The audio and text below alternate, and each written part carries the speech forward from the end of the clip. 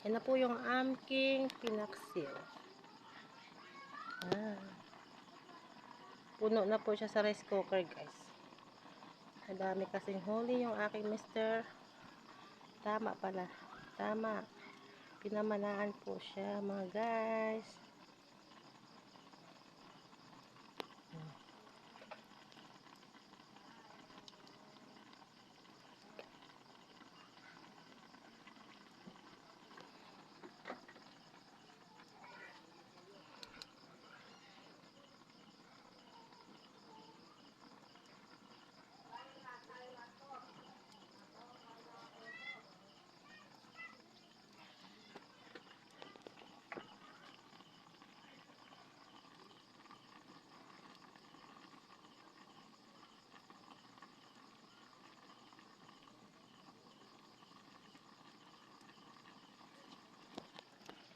Takpan na natin, guys.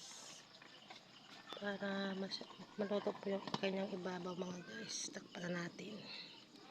So, hindi lang po tayo ng konting minuto, guys. Tapos maluluto na po siya. Thank you for watching.